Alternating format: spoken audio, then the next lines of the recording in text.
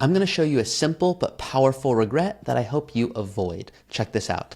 So you can see this is a sample case study. They're 57 and 51 with a 24-year-old child. They currently have 1.9 million liquid dollars, so they've invested really well, and it looks like they're on track for $2 million or so if they live till 96. So what's the problem here? Well, the number one regret I see is people look back and go, I could have done more. Now, that's the second thing you need to focus on. The first thing is, how do you make sure you don't run out of money? That's obvious. But too often, people put too much weight towards that they go, yeah, I definitely didn't run out of money, and now I have more money than I know what to do with. So once again, check this out. This couple, they want to retire at 57, so their current age. They want to know, are we in a good spot? And they told me they wanted to spend $7,000 a month. That's $84,000 a year. Now, what if they don't spend $7,000? Because I'll see this where people go, yeah, I'm going to spend $6,000, $7,000, $8,000 a month. And then what happens is extra amounts get left in their bank account every month because they're like, hey, I'm just too worried to run out of money, which I don't blame them for. So let's switch this to $5,000. I mean, they tell me, and I've had this where clients go, I'm going to spend $7,000, but they don't. And they spend $5,000. Well, one person might look at this and go, what's the problem? Well, now they have $5 million at 96. And someone else might look and go, yeah, that's way too much money. Like, I don't want to die with 500,000. I want to make sure I'm spending what I work so hard for. What I'm going to show you in today's video is how to manage this so that you can look back going, I not only didn't run the risk of running out of money, but I also didn't look back with regret going, why didn't I do more? As a reminder, my name is Ari Taublieb. I'm a CFP, a certified financial planner, host of the Early Retirement Podcast, and Chief Growth Officer here at Root. If you're looking for guidance to optimize your tax strategy, estate planning, healthcare, insurance, it's what I love to make videos on, and I invite you to subscribe. So let's get back to the video here. You can see this is just a sample. Now, if you guys want to use this software, of course you can. Many of you are aware of this. Let's go back and learn a little bit more about the couple here. So you can see their accounts, they're not all in one account. You can see their net worth is about $3.2 million. Once again, they're 57 and 51, so a 6-year age gap, and they have a 24-year-old child. 401k at $700,000, Roth $250, HSA with $50, and then they inherited stock $900,000. So they're in a comfortable position, but we have clients that would never retire unless they had 10 million, and clients that would easily retire with $1 million. So by no means do I believe in blanket statements of you need this amount. What I believe in is, do you have enough so you can live the life you want to live? Because what I would argue they're not doing enough of is dreaming, and they are going to look back with regret. So what you don't want to do is go, wow, I really could have lived a more full life. Obviously, you get one life, you want to live it intentionally. So you can see here, $7,000 a month, that's what they told me they wanted to spend. So pretend they just are having trouble spending, which is very common, by the way, more common than you would think, where people go, yeah, so I've been a great saver. That's why I'm in a position to retire. Now you want me to spend? Well, that's way harder. How do I make that mental shift? And we'll give our clients exercises. We'll go, okay, right now, I'm going to ask you to go out to eat more. I'm going to ask you to do these things. Now, don't do them just for the sake of doing them. I want you to tell me more about what you want to do. And in those conversations, I learn more about them. We ask good questions, such as, which is one of my favorites, what if we forced you to spend $100,000 a year? And they're like, no, I told you $7,000 a month or 84 is good. We'll say, great. Well, if you don't do it, this other $16,000 goes to your least favorite political party. Now you can imagine that gets people talking. So that's our goal, is to try to make people think differently.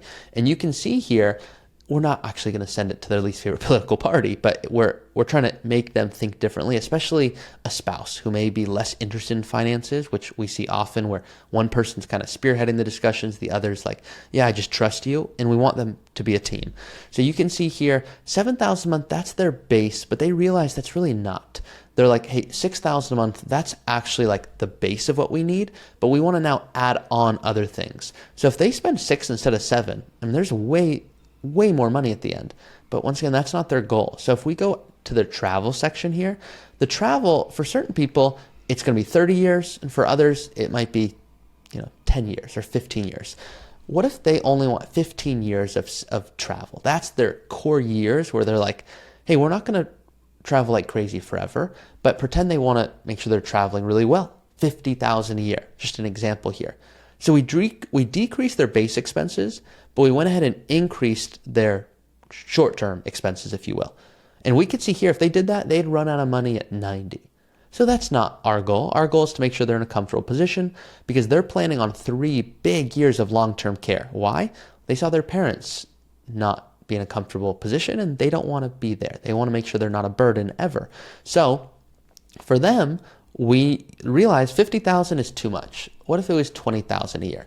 So what if they decrease their expenses by 1,000 a month in terms of just general spending, but they increase their travel at 20,000 a year for the first 15 years? Okay, well, now they're in a comfortable position, and we can't forget about healthcare because they retire at 57 and 51. I mean, one spouse has 14 years till Medicare and the other has 8. So we got to be really careful. Let's add in another, let's say 10,000 a year for healthcare until Medicare kicks in, which, by the way, I see that way higher. I see couples spending 1,000 a month each, and I've seen other couples that are spending a few $100. So this is something you can optimize, and I make many videos on it. But you can see here, yeah, there's 600,000 fewer dollars. Instead of 1.9 million, there's 1.3, but they're still in a pretty comfortable position. So this is just an example. You can add on long-term care. You can add on what if you downsize. You can do so many different things here. I wanted to make this video just to show you that, you know, what would you really look back and go, okay, I'm grateful that I took extra trips, enjoyed it with my family and friends, or you go, I wish I had 1.9 million instead of 1.3 million. Now, some of you are like, I just don't want to cut it close though. So what the heck do I do?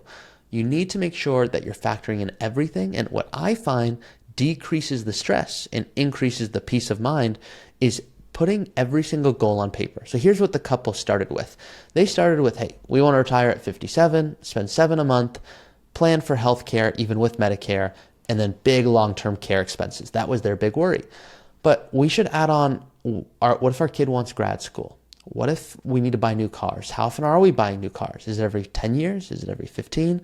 What about weddings? Are we going to relocate? Are we going to downsize? Do we want to buy a business? Very rare that I see that. Do we want to do any giving along the way, whether personally or charitable? Can we go add all of these goals so that you look back and you go, wow, I see what it would take for me to live my dream life. Now, I will be honest. Some people do this and they see some numbers that don't always make them feel the best, but I'm going to show you an example in a second that's going to hopefully connect. So pretend this couple said, you know, we've realized that healthcare is going to cost us $20,000 a year. We've realized we're actually going to want to spend $35,000. It's just more than we figured, and we want to retire at 55 instead. It's just hypothetical here. You can obviously run your numbers. Well, you could see they would run out of money at 78. So some people are going to go dream big in here, like you, potentially, and go, dang it, like this does not look fun. I thought this was going to look better than it does. Now I have to work longer. Well, you might have to do that, but now you have clarity on what you really want your dream retirement to look like. So here's my analogy for you. It's actually more of a story, but I'm a soccer player, okay? My wife says I am extremely awful to be around when I'm hungry and angry. But she goes, you're way better when you get your MRI diagnosis. And she jokes about it a lot with me because I get hurt a lot because I play soccer 4 times a week.